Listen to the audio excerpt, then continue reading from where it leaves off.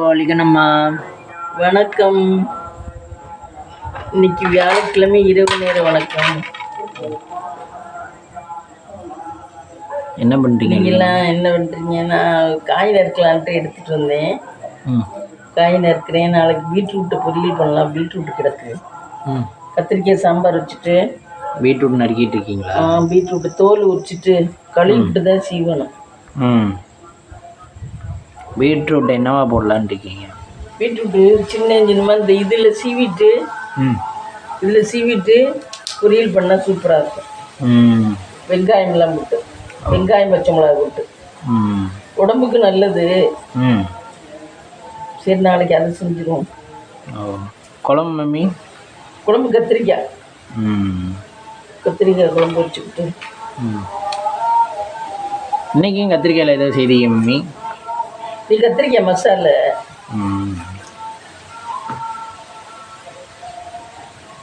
இன்னைக்கு மதியம் எனக்கு லஞ்சிலையும் முட்டை இருந்துச்சு, காலையிலையும் முட்டை வச்சுருந்தீங்கல்ல? முட்டை ஆம்லெட் உனக்கு 2 முட்டையை போட்டு ஆம்லெட் ஊற்றுறேன். நான் ஒரு ஆம்லெட்டு தான் சாப்பிட்டேன்.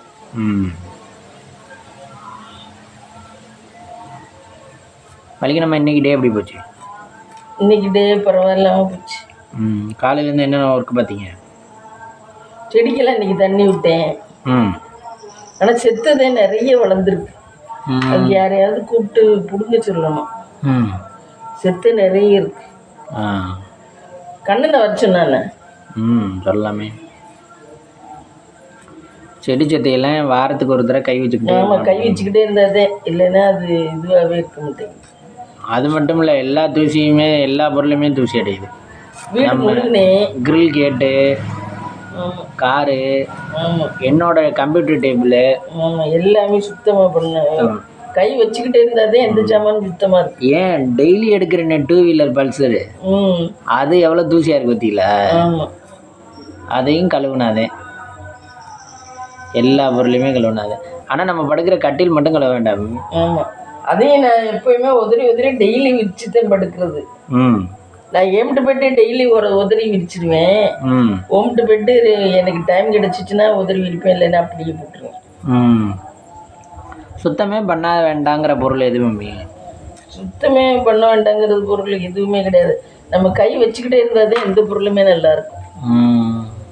சின்னதுலேருந்து பெருசு வரைக்கும். ஆமாம். ஊக்கெல்லாம் இது பண்ண வேண்டாம்ல? ஊக்கெல்லாம் சின்னமாக இருக்கும், அதை எதுவும் பராமரிக்க வேண்டாம்ல? அதெல்லாம் பராமரிக்க வேண்டாம். அடுப்பு திட்டு நான் இப்போ மத்தியானம் நல்லா சோப்பு போட்டு தொடச்சேன். இப்போ நைட்டு தோசை தான் ஊற்றுவோம், அதுக்கே எவ்வளோ அழுக்காகுதுன்னு வருங்கண்ணா. அது இப்போ திருப்பி ஒரு வாட்டி தொடச்சி நீட் பண்ணிட்டு தான் படுக்கணும்.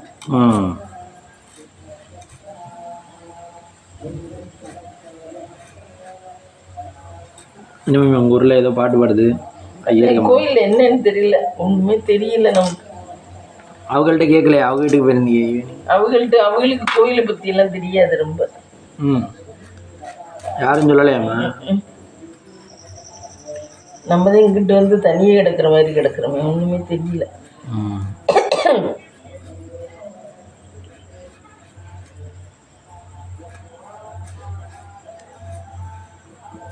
வலிக்கு நம்ம இன்னைக்கு யார் சேனல் பார்த்தீங்க?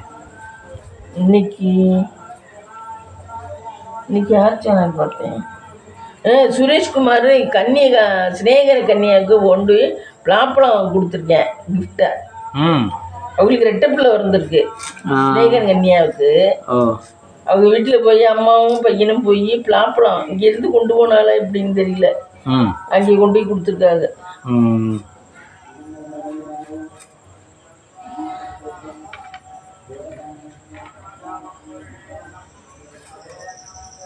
பெருசா?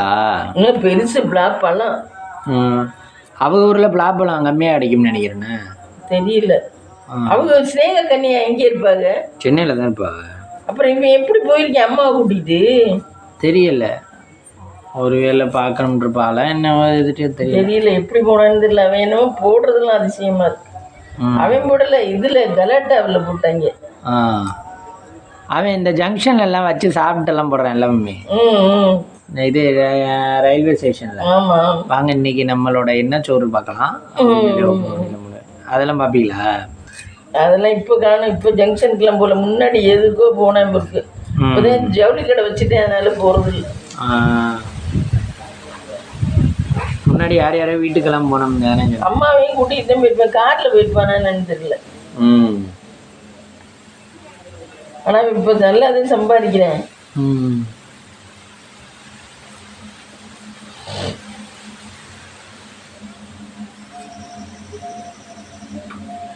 கழுவுறதுக்கு கொஞ்சம் தண்ணி சட்டியில் கொண்டாடுறேன். கழுவுனா அது நான் இருக்க முடியும். பீட்ரூட் நடிக்கேன். கழுவியாச்சா? கழுவியாச்சு. பீட்ரூட்டெல்லாம் சுத்தமாக கழுவிட்டேன். வெங்காயம் தோசைக்கு, நாளைக்கு பீட்ரூட் பொரியலுக்கு எல்லாத்துலேயும் வெங்காயத்தை நறுக்கி வச்சுட்டு. நீங்கள் சுரேஷ் குமரன் வேற யார் சேனல் பார்த்தீங்க? குமரன் சேனல் பார்த்தேன். அப்புறம் நேம் எல்லாம் ஞாபகம் இல்லைப்பா, ஏதோ பார்த்தேன். ஆனால் இன்னைக்கெல்லாம் ரொம்ப பார்க்கல. இன்னைக்கு முழுக வேண்டிய வேலை இருந்துச்சு, இதை முழுகினேன். இங்கே வண்டு அனுமோன்னு மோப்பு இது முழுகிறதுனாவே பொழுதுனைக்கு சரியா போயிடுது. எத்தனை மணிக்கு ஸ்டார்ட் பண்ணீங்க முழுக? 1 மணிக்கு ஸ்டார்ட் பண்ணேன், 2 மணிக்கு தான் முடிஞ்சிச்சு. வச்சு துடைச்சேன், என்னால் முடியல. கொஞ்ச நேரம் இது பண்ணி இதை 2ஐயும் முதல்ல துடைச்சிட்டு ரெஸ்ட் எடுத்தேன். அப்புறம் அங்கே உள்ளே போய் அப்புறம் துடைச்சேன். வாரத்துக்கு ஒருக்கா முழுகிருவீங்களா? முழுகினாதே நல்லா இருக்கும். அப்போ மதியம் லஞ்சு? லஞ்சு அப்புறம் தான் சாப்பிட்டேன். முழுகிட்டு அப்புறம் குளிச்சுட்டு அப்புறம் தான் சாப்பிட்டேன். 3 மணிக்கு தான் சாப்பிட்டேன் லஞ்சு.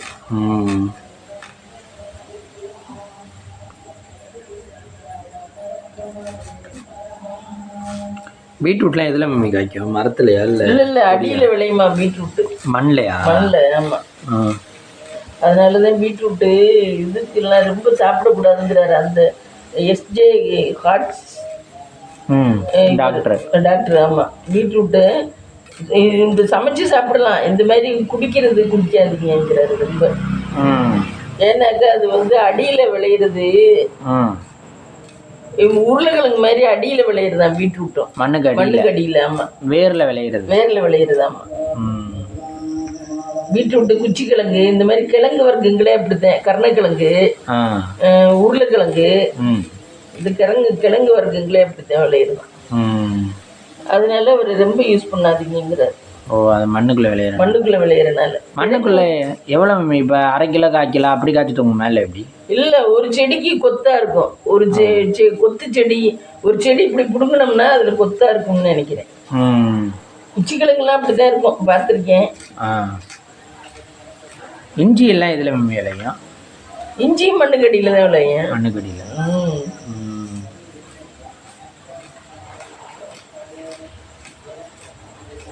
இஞ்சி மண்ணுக்கடியில் தான் விளையும். மஞ்சள் மண்ணுக்கடியில் தான் விளையும். அப்போ நிறைய இது மண்ணுக்கடியில். ஆமாம். ஆனால் ஒரு வாட்டி விளைஞ்சிருச்சுன்னா அந்த செடி அவ்வளோதானா? அவ்வளோதான். அப்புறம் எடுத்து போட்டுரும், டிஸ்போஸ் பண்ணிடுவோம்.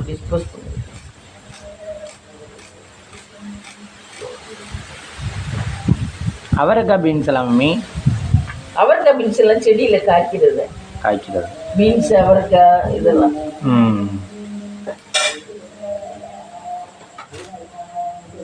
இதை வந்து சீவனம். சீவிட்டோம்னா வேலை கொஞ்சம் முடிஞ்ச மாதிரி. சீவுறது புதுசாக இருக்கா? இல்லை பழசுதேன். அதில் 2 டைப் இருக்குல்ல மம்மி, ரொம்ப சிறுசாக வளர்க்குறது, ரொம்ப பெருசாக இருக்குது. நமக்கு இதில் சீவனா போதும். இதை உங்கள் அம்மா வச்சதா? இல்லை, நான் வாங்கினது. இது எங்கே வாங்கினீங்க? இங்கே தான் சந்தையில் தான் வாங்கினேன்னு நினைக்கிறேன். எங்கே வாங்கினேன்னு தெரியல. ஆனால் நல்லா உழைக்குதுல்ல? நல்லா உழைக்குது. பிளாஸ்டிக் நல்ல நல்ல கனத்த பிளாஸ்டிக். நம்ம எந்த வீட்டுக்கு போனாலும் இதுலதான் சீவுறது. வேற வாங்கினதா 2-3 வாங்கினேன் பாருங்க, அதெல்லாம் எனக்கு யூஸ் ஆகவே இல்லை.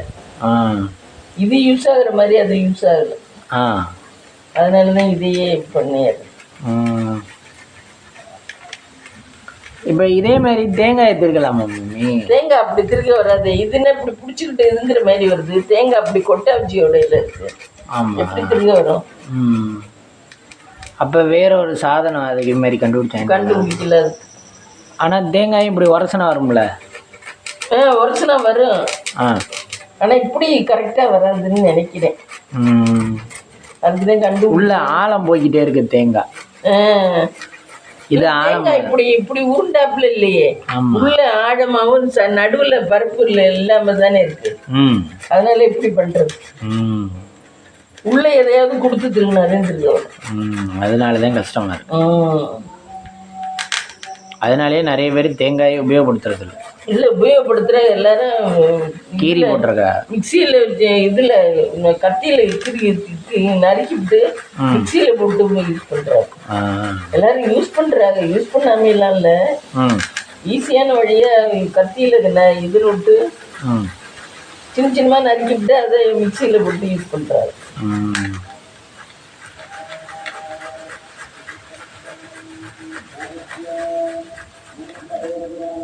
பீட்ரூட் எத்தனை காய் மம்மி எடுத்துருக்கீங்க? 3, 3, 6, 8. 8 காய். இது பீட்ரூட்டில் வடை சுடலாம்ல மம்மி? வடை சுடலாம். ஒரு நாள் சுட்டிங்க தானே? முன்னாடி வந்து முசில சுட்டேன். அன்னைக்கு தான் நல்லா தானே இருக்கு. பீட்ரூட் வடை சுட்டு அன்னைக்கு தான் முத்தினா வீட்டுக்கு போனேன் நைட்டு. அப்படியா? அன்னைக்கு வடையெல்லாம் தின்னுட்டு பாதியோட அடிச்சு குடிச்சு. எதுக்கு?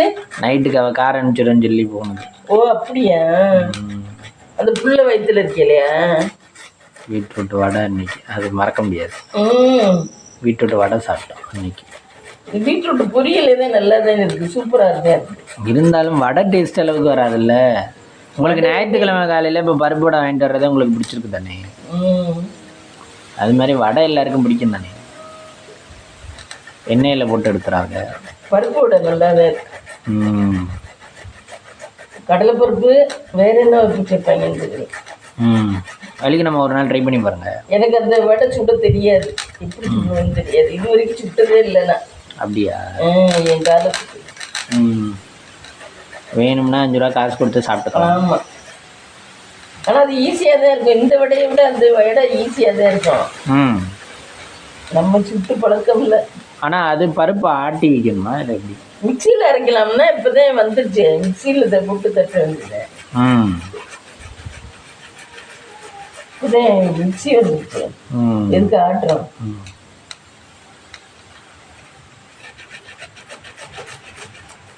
இதுக்காகவே இது பீட்ரூட் எடுக்கிறதே இல்லை.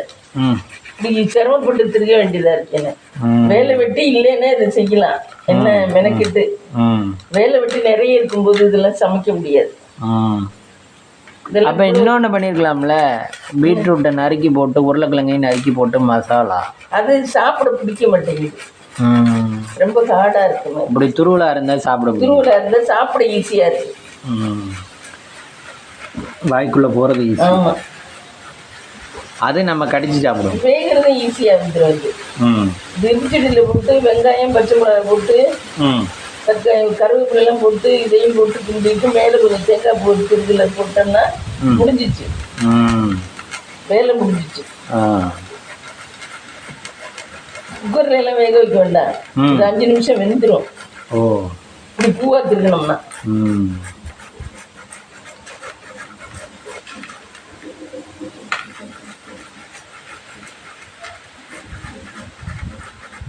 அழிக்கணுமே. இன்னைக்கு உங்கள் வீட்டுக்கிட்ட காற்று ரொம்ப அடிக்குது. ஆமாம். நல்ல வர வழியிலையும் காற்று நல்லா அடிச்சிச்சு.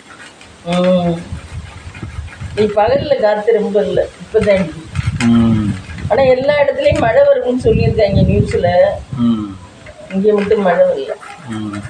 இன்னைக்கு காலேஜில் ஒரு கூத்தாகி போச்சு.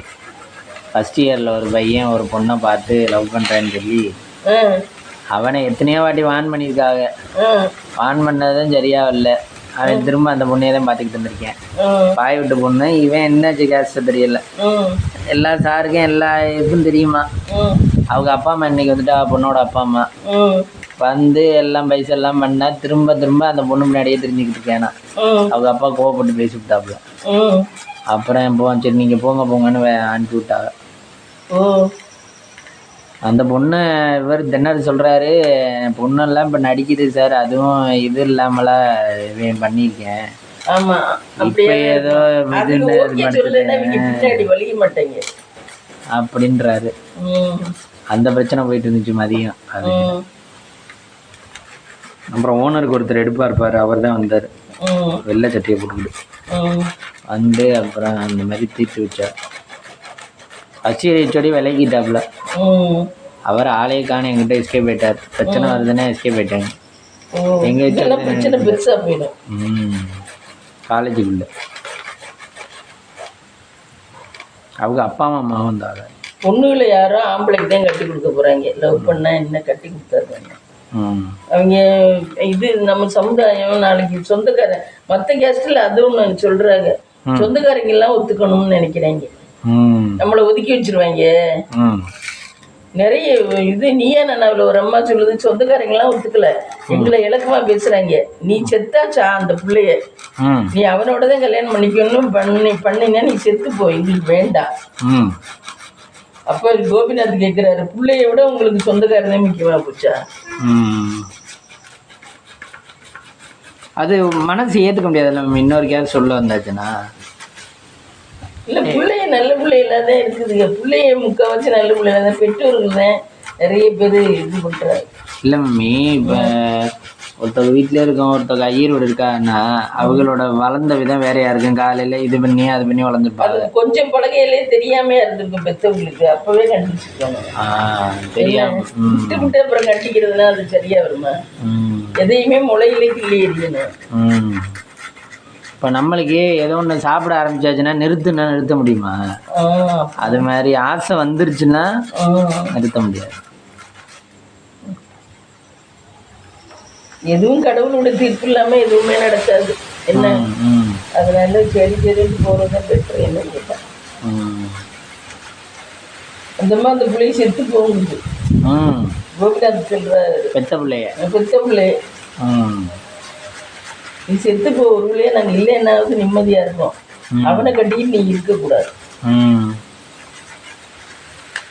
ஆனால் அந்த மாதிரி பேரண்ட்ஸை கொஞ்ச நாளில் புள்ள பிறந்த கொஞ்ச நாள்லேயே மாற மாட்டாங்க. அப்படி சொல்கிறவங்கள மாற மாட்டாங்க. நிறைய பேரண்ட்ஸும் வைராக்கியமாக இருக்காது. பேரண்ட்ஸ் மேலே நிறைய தப்பு இருக்கு. பெற்றவங்கன்னா எல்லா தப்பையும் நம்ம ஏற்றுக்க முடியாது. புரியுதா?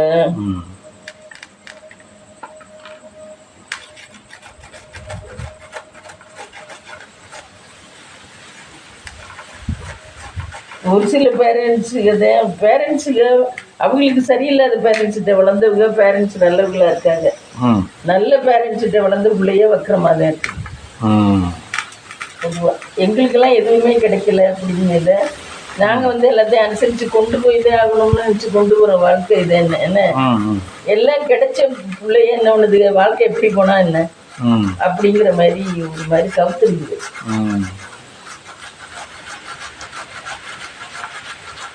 கல்யாணம் வேற கேஸ்டில் பண்ணிக்கிறது நல்லது தானே?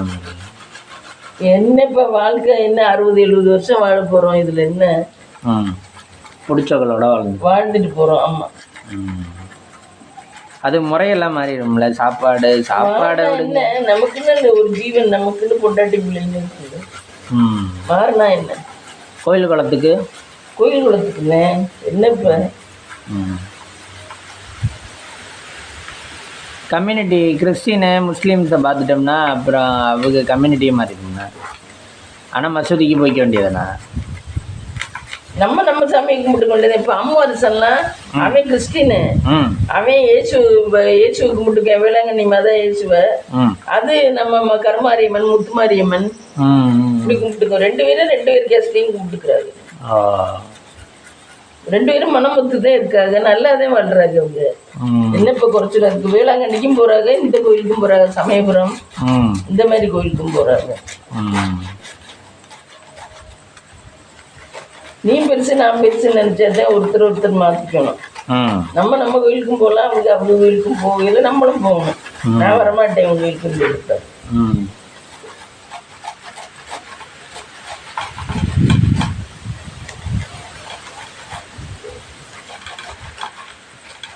இப்போலாம் நான் லவ் மேரேஜ் பண்ணிக்கிறது கொஞ்சம் கம்மியாயிடுச்சுல இல்லையா? ஆமாம், இப்போ கம்மியாயிடுச்சு.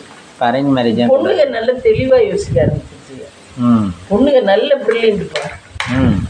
இந்த இப்போ சொன்ன பத்தியா அந்த பையில அந்த பிள்ளைக்கு வாணிக்கு பிடிச்சிருச்சு. அந்த பையில ஃபோட்டோவில் பார்த்து பிடிச்சிருச்சு, எப்படியாவது கல்யாணம் முடியணுக்கா அப்படின்னு சொல்லிதான் பிள்ளைய தெளிவாக யோசிக்க ஆரம்பிச்சிருச்சு. பொண்ணுக்குதான் இவன் நமக்கு ஒத்து வருவேன். அன்னைக்கு இருந்த லவ் மாதிரி கிடையாது. இன்னைக்கு பிள்ளைய தெளிவா நமக்கு இவன் ஒத்து வருவேன், இவன் நம்ம ஃபீல் பண்ணுவேன், நம்ம சொன்னதை கேட்பேன் அப்படின்னா வேலையில இல்லாட்டி கூட அவனை கல்யாணம் பண்ணதுக்கு என்ன இவன் நம்மளுக்கு அடங்க மாட்டேன், நம்ம துங்குற அப்படி திடீரான்னா அவன் வேண்டாம் அப்படிங்கிற மாதிரி போகுது. இப்போ தெளிவா யோசிக்குது. இப்போ பொண்ணுக்குதான் பிரில்லியண்ட் ஆயிடுச்சுங்க. பசங்க இந்த அன்னைக்கு நீயே நான் அவளை ஒரு பையன் லவ் மேரேஜ் பண்ணிக்கிட்டானா, நீயே நான் அவளை சொல்றேன், லவ் மேரேஜ் பண்ணிக்கிட்டா அந்த பொண்ணு பார்த்தீங்கன்னா இதுவே ரீல்ஸ் எடுத்துக்கிட்டு தெரியுமா, கட்டின பொண்டாட்டி பிள்ளை ஒன்று பிறந்துருச்சு. அந்த பிள்ளையும் பார்க்காதான், துணிமணி துவைக்கிறதா அம்பிட்டு கிடக்கான், சமைக்காதான். பாவம் அவன், அவனை பார்த்தீங்கன்னா இப்படி இருக்கேன், சமைக்காதான். காலையில வெளில நான் வேலைக்கு போயிடுவேனா, சாப்பாடும் இல்லையா, வந்த உடனேயும் துணி துவைக்கணும், விளக்கி கழுவணும், எல்லா வேலையும் அப்படியே கிடக்குமா. அது மேற்கொண்டு இவன் கோபிநாத் கேட்கறதுக்கு சொல்லுது, இங்க வீட்டுல கேணியில தண்ணி அரைச்சு துவைக்கணும், அதெல்லாம் என்னால முடியாது அப்படிங்குது. அது முடியாது, விளக்கழுவ முடியாது, பிள்ளைய பார்த்துக்க முடியாது. அவன் பாட்டுக்கு என்கிட்ட நல்லா வச்சுக்கணும்னு சொல்லிதான் கல்யாணம் பண்ணேன், இப்போ இப்படி பண்ணிட்டேன், நான் அதெல்லாம் பார்க்க முடியாது அப்படிங்குது. அப்படி மேக்கப் பண்ணிக்கிட்டு அப்படி இருக்கு. அது கமெண்ட்ல எல்லாரும் திட்டுறாரு. அது விட்டு வேலையை அதுக்கு பார்த்தாங்க, அது விட்டு வேலையை கூட அது பார்க்குது. அது விட்டு ட்ரெஸ் ஏன் அவன் வந்து வைக்கணுமா, அது நீட்டா ட்ரெஸ் போட்டுக்கிட்டு நீட்டா ரீல்ஸ் பண்ணிட்டு இருக்கு செல்லுல. அப்ப பார்த்துக்க, லவ் பண்ணி கல்யாணம் பண்ணது. அவன் கொஞ்ச நாள்லயே செத்து போயிடுவான் பார்த்தா. அவ்வளோ எலும்பா இருக்கேன், அவ்வளோ எலும்பு தூரமா இருக்கேன். வந்து சாயந்தரம் வந்து அவன் சமைக்கணுமா, மேற்கொண்டு அங்கே வேற இங்கே புள்ள அழுதுகிட்டே இருக்கு, வந்து என்னன்னு பாரு அப்படிங்குமா. புள்ள அழுகிறது கூட சமாதானம் பண்ணாதான். ஆமா, பெத்தது அதே பெத்துச்சு. ஆனா அப்படி பண்ணுது. அப்படிலாம் இருக்குதுங்க பொம்பளை பிள்ளைய.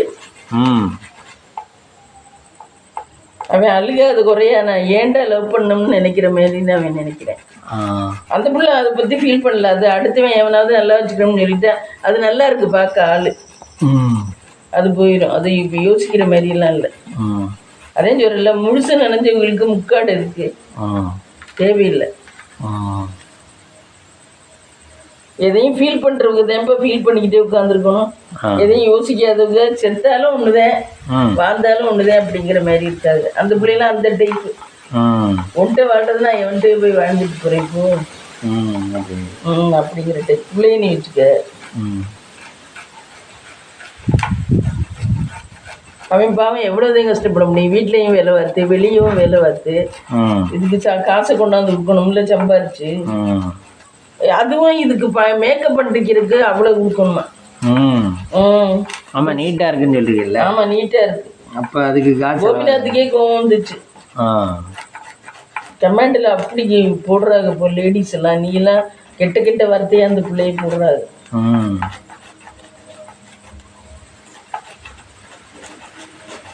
கொஞ்சம் அம்மா அப்பா இல்ல இருக்கு, அவனை குட்டி அந்த டைம் இருக்கு.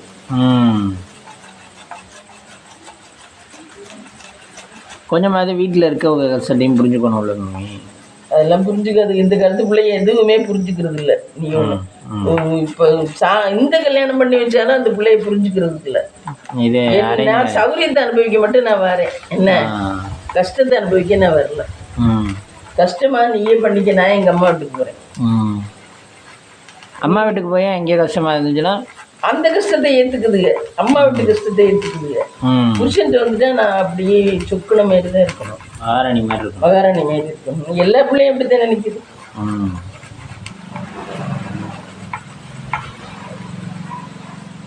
அதனாலதான் ரொம்ப கஷ்டமா இருக்கு இப்ப.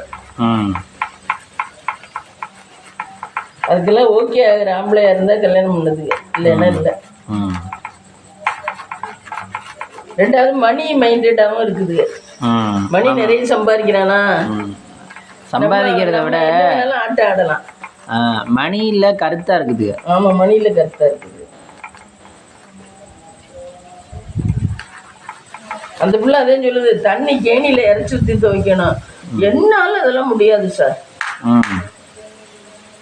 ஏன் இவன் தானே கூப்பிட்டு வந்தேன் என்னையே நல்லா வச்சுக்கிறேன்னு, அவன் தான் பார்த்துக்கணும்.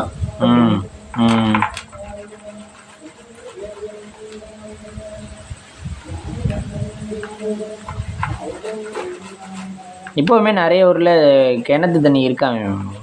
தெரியல, அவங்க ஊர்ல எல்லாம் இருக்கு. அதுவும் ரொம்ப தூரம் போகணுமா என்னமோ சொன்னிச்சு, 1 கிலோமீட்டர் போகணும் அப்படின்ச்சு. ஆனால் நம்ம ராயவரத்துலலாம் தண்ணி கிடக்குதுண்ணே. நம்ம ஊர்ல எல்லாம் தண்ணி நம்ம வீட்டு பக்கத்துலேயே கிடக்கும். அதான உப்பு தண்ணியும்பாங்க. அது குடிக்க சமைக்கவெல்லாம் யூஸ் பண்ண மாட்டாங்க. குளிக்கிறதுக்கு மட்டும். குளிக்க துவைக்க. ஆனால் ஜில்லுன்னு கிடக்கும். ஆமாம். ராயவரத்தில் எப்போவுமே தண்ணி கிடக்குதுல்ல. ஆமாம். தண்ணி வத்துனத சரித்திரமே இல்லை. குளத்துல இந்த இருக்கும். குளத்துல இந்த மழை வர்ற சீசன்ல இறம்பி வழியும் ரோட்டுக்கு வர மாதிரி இருக்கும். ஆமாம். அந்த ஊர்னியில். ஆனால் ஊர்னி அங்கே 2 ஊர்னி இருக்குல்ல மம்மி? இங்கெல்லாம் ஒரு ஊர்னி தான் இருக்கு.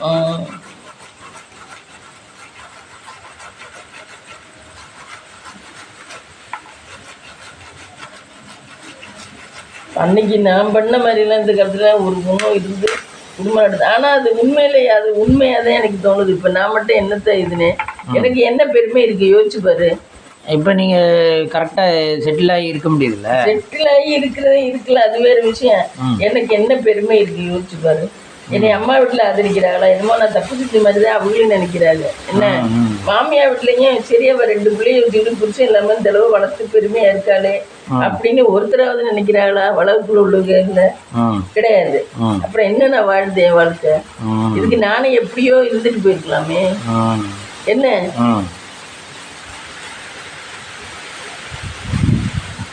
யோசிச்சு பார்த்தா எல்லாம் ஒன்று தானே. அந்த பிள்ளை செய்யறதும் ஒன்று தானே. அதுவாவது அது உயிரோடு இருக்கலே சந்தோஷத்தை அனுபவிச்சுட்டு போயிடும் வாழ்க்கை. இப்போ பிடிச்சி வச்சு எனக்கு என்ன சிலையா வைக்க போறாங்க? ஒன்றும் கிடையாது. அதுக்கு பிடிச்ச வாழ்க்கையே வாழ்ந்துட்டு போகலாம். ஆமாம், அதுக்கு பிடிச்ச வாழ்க்கையே வாழ்ந்துட்டு போகலாம். எல்லா கஷ்டத்தையும் தாங்கி சகிச்சு வாழணும்னு அன்னைக்கெல்லாம் சொல்லுவாங்க. இன்னைக்கு அதெல்லாம் கிடையாது. என் திகுலே அவன் கொஞ்சம் இது பண்ணுறேன் அனுசரிக்கிறேங்கிறதுனால தான் உட்காந்துருக்கா. இல்லைன்னா அவ்வளோதான். வீட்டில் குமிஞ்சு நிமிடுறதே கிடையாது. என்ன ஆனால் ஓடுது வண்டி. சோறு சாப்பிட்டாரா வாட்டுக்கு அவ வண்டி ஓடுது.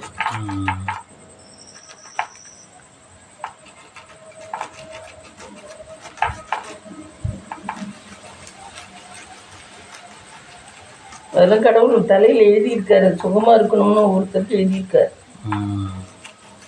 இப்போ நம்மளாம் வேலைக்கு போயிட்டு வந்தாலும் நம்மளோட அதை விளக்க வேண்டி இருக்கு, அது பண்ண வேண்டி இருக்கு, இது பண்ண வேண்டி இருக்கு அப்படின்லாம் சொல்கிறோம்ல. அவெல்லாம் சாப்பிடாமலே வேலை வைப்பானோம்டா பாவம். மத்தியானம் சொல்கிறேன், எனக்கு மத்தியானம்லாம் சாப்பாட்டுக்கு காசும் இருக்காது, வீட்டிலேருந்து சாப்பாடெல்லாம் இருக்காது. நான் வந்ததே மருகா உழை வச்சு இது பண்ணி காலையில் இதுன்ட்டு போவேன்.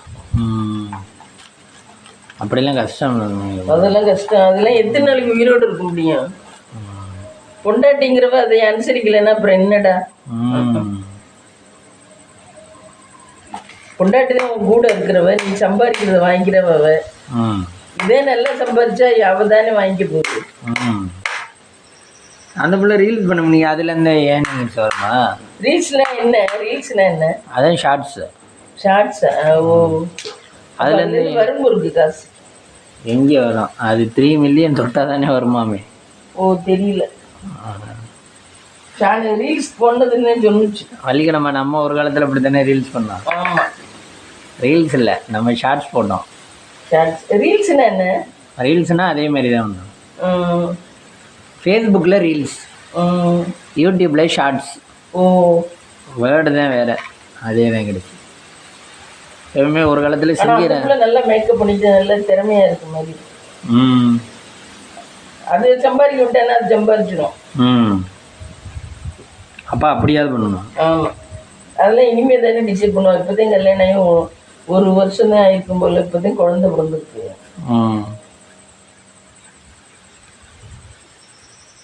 இனிமேல் தான் அதெல்லாம் யோசிப்பாங்க.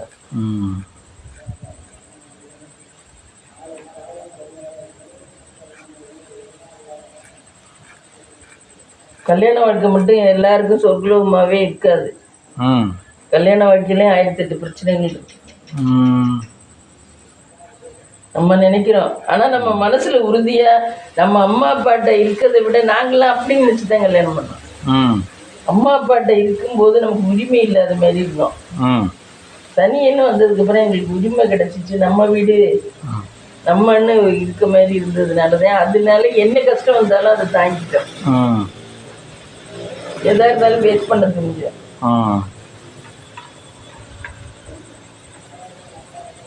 இப்போ உள்ள பிள்ளைகள்லாம் அப்படி கிடையாது.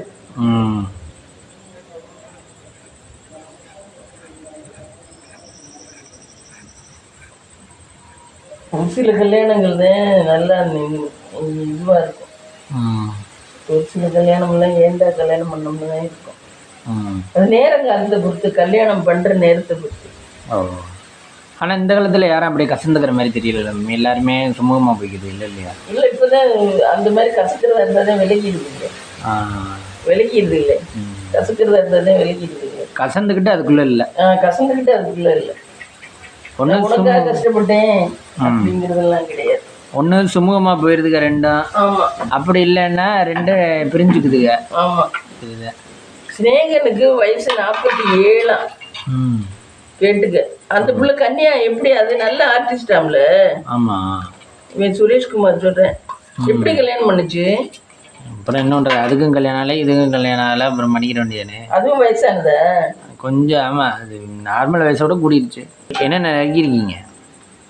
இது சாம்பாருக்கு வெங்காயம் தக்காளி, இது கேரட்டுக்கு வெங்காயம், இது தோசைக்கு வெங்காயம். இதை கொண்டு அங்கே வச்சுட்டு வந்துடு. இதில் தேங்காய் மட்டும். எந்த பிள்ளையுமே ஆம்பளை பிள்ளையும் சரி பொம்பளை பிள்ளையும் சரி. ஏன்னா அதில் கஷ்டப்பட்டு வளர்க்கல இல்லை மம்மி. ஆமாம்.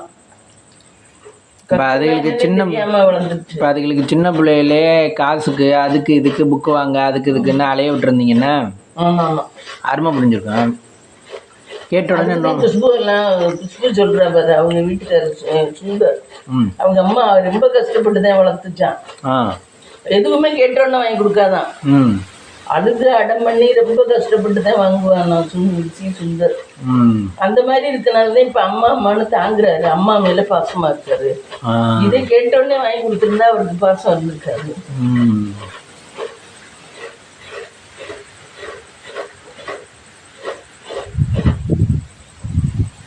அப்படி இருக்கு அம்மாக்களுக்கு தான் பிள்ளைய பாசமா இருக்குதுங்க.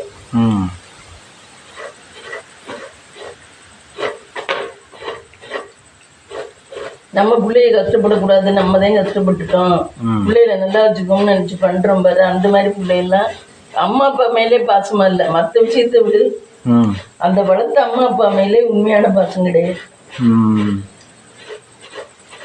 கஷ்டம்னா என்னன்னே தெரியாம வளர்ந்துருச்சுக்க, அப்புறம் எப்படி கஷ்டம் தெரியும்? ஆனால் மம்மி ஒரு பணக்கார வீட்டில் கஷ்டம்னா கரெக்டாக தெரிஞ்சு வளருது இல்லை. தெரிஞ்சு கஷ்டம் மீன்ஸ் பணத்தோட அருமை தெரிஞ்சிருக்குது இல்லைன்னு பணக்கார வீடுகளில் ஒரு இது. அது அப்பாவுக்கு கொஞ்சம் பொறுப்பாக இருக்கிற வீட்டில் கொஞ்சம் பசங்க பொறுப்பாக இருப்பாங்க பணம் காசு விஷயத்தில். நான் ஏதோ ஒன்று பார்த்தனே, அது ஒரு உதாரணம் சொல்லணும்னு நினைச்சேன்.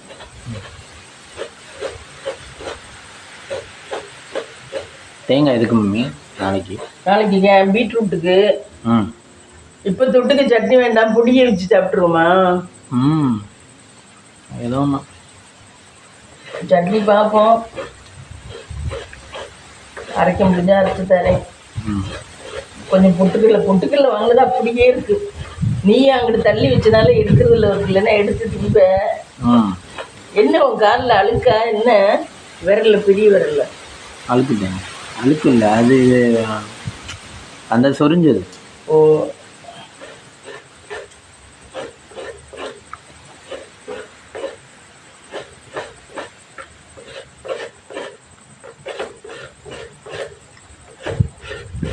பாசமா வளர்க்குற தாய்களுக்கு பிள்ளைய பாசமா இல்லை.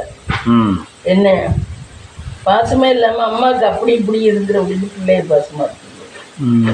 அம்மா அப்பா. உங்க அம்மா அப்பாலாம் உங்களுக்கு? எங்களுக்கு எங்க அம்மா அப்பாலாம் இழுத்தா கூட 4 நாளைக்கு பார்க்க மாட்டாரு. எல்லா பிள்ளைக்குமே அந்த கஷ்டத்துல தான் வளர்ந்தீங்க. அதனாலதான் தனியா வரணும்னு சொன்னோம். ஆமா, தனியா வரணும்னு தோணுச்சு. அவங்களோட இருக்கிறது எங்களுக்கு சேஃப்டியாவே தோணல.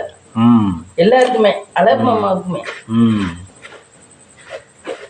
அதை விட தனியே வர்றதே சேஃப்டின்னு தோணுதேன்னு துணிஞ்சு நின்னது. இப்போ இந்த காலத்து பிள்ளைலாம் அது எது சம்பாதிச்சவன் தனியாக நின்றுருக்கு. பணம் தானே வேணும் எல்லாத்துக்கும். ஆமாம், விடிஞ்சா காய்கறி வாங்கணுமா பணம் வேணும், ஹாஸ்பிட்டல் போகணுமா பணம் வேணும், எல்லாத்துக்கும்.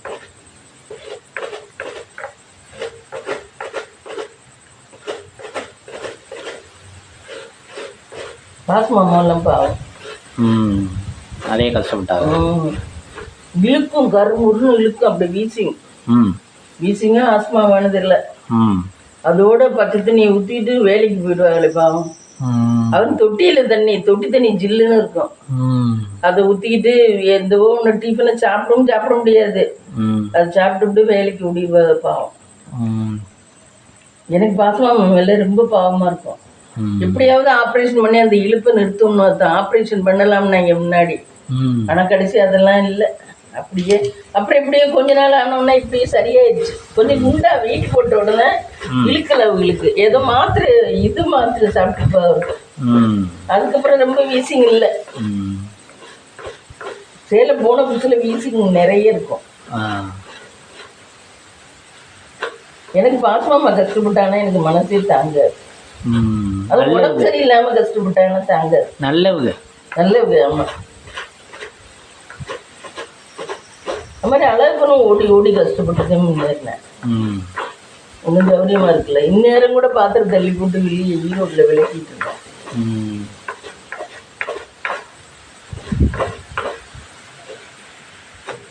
உள்ள வாட்டு கிரைண்டர் கடியில் எடுக்கும்.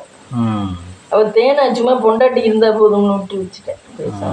ஒரு சிலர் அப்படிதான் விடுற மாதிரி.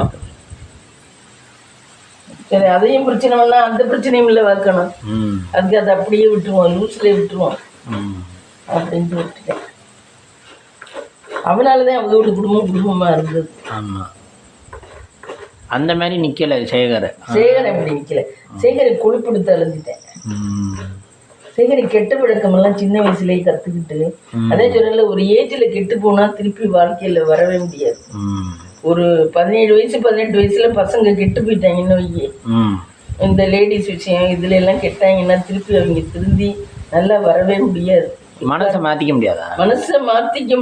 மனசு மாற்றிக்க முடியாதுன்னா அதுலேயே புத்தி போகும்.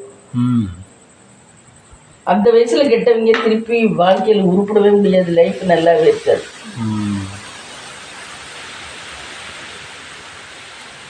சேகர் மாமாலாம் அந்த டைப்.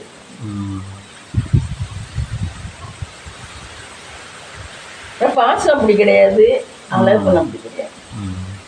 இவங்கெல்லாம் கண்ட்ரோலாக வாழ்ந்து. நைட்டுக்கு டின்னர் மம்மி? நைட்டுக்கு டின்னர் தோசை தான் ஊற்றணும். இந்த கோதுமை தோசைக்கு இதுன்னு வச்சுக்கேன். கொஞ்சம் சட்னி போடுமா, சட்னி போட்டு தேங்காய் ரெடி ஆயிடுச்சு. ஆமாம், வாங்க ஃப்ரெண்ட்ஸ் தோசை ஊற்ற போகலாம். ஃப்ரெண்ட்ஸ் நைட்டுக்கு டின்னர் பார்த்தீங்கன்னா சுட சுட கொஞ்சம் அரிசி மாவு இருந்துச்சு, அதோட கொஞ்சம் கோதுமை மாவு கலந்து கோதுமை தோசை, சட்னி இப்போ புதுசாக அரைச்சேன் சட்னி, தேங்காய் சட்னி. இதான் ஃப்ரெண்ட்ஸ் இன்றைக்கி நைட்டுக்கு டின்னர். வாங்க சாப்பிடலாம். இந்த வீடியோ பிடிச்சிருந்தா லைக் பண்ணுங்கள், ஷேர் பண்ணுங்கள், கமெண்ட் பண்ணுங்கள், சப்ஸ்கிரைப் பண்ணுங்கள்.